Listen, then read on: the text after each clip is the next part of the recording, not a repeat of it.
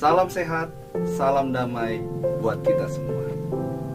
Kebaikan seharusnya bukan hanya untuk membuat orang senang saja, tapi seharusnya membuat kita juga berubah.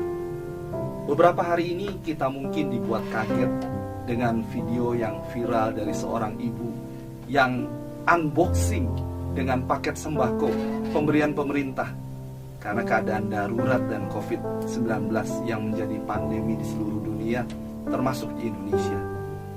Nah, ibu ini mendengar bahwa yang seharusnya dia terima dari pemerintah lebih banyak dari kenyataan yang dia terima saat itu. Terkadang ini juga terjadi dalam kepercayaan dan keimanan kita kepada Sang Pencipta. Yang kita dengar, katanya Tuhan itu pemelihara. Yang kita dengar, Tuhan itu mencukupkan segala kebutuhan kita. Yang kita dengar, Tuhan itu sumber segalanya. Tapi kenyataannya, kita seringkali diizinkan kurang. Kita diizinkan sakit. Kita juga diizinkan mengalami masalah dan penderitaan.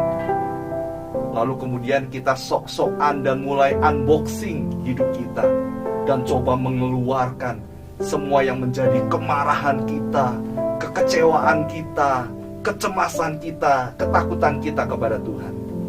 Coba kita renungkan bahwa Tuhan tidak pernah berjanji langit selalu biru, bukan?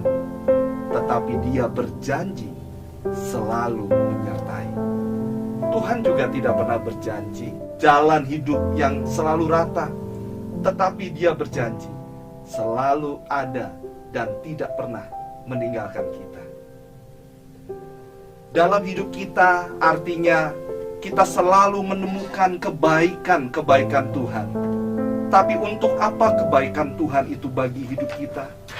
Apa hanya membuat kita bahagia, membuat kita senang saja? Layaknya seorang anak kecil yang mendambakan hadiah sepeda impian dari orang tuanya. Apakah hanya membuat anak kecil ini bahagia, senang dengan sepeda barunya? Tentu tidak, bukan. Orang tua yang memberikan anaknya sepeda tersebut mengharapkan dengan sepeda itu bisa mengantar anaknya ke sekolah, bisa membawa anaknya pergi ke sebuah tempat, agar bisa jalan-jalan bersama teman-temannya dan sebagainya. Pasti banyak perubahan yang diharapkan dari orang tua melalui pemberian tersebut. Artinya ada sebuah perubahan yang terjadi. Yang tadinya anak ini jalan kaki, sekarang bisa naik sepeda.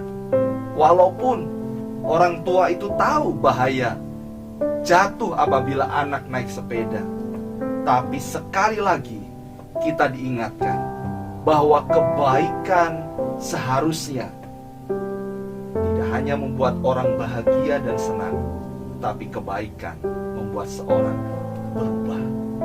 berubah sikap dan kedewasaan kita dalam menjalani hidup.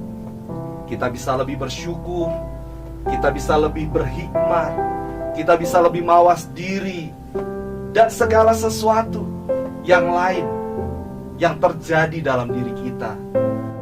Dan melalui kebaikan yang kita alami, itu men-trigger kebaikan-kebaikan lainnya dialirkan melalui hidup kita.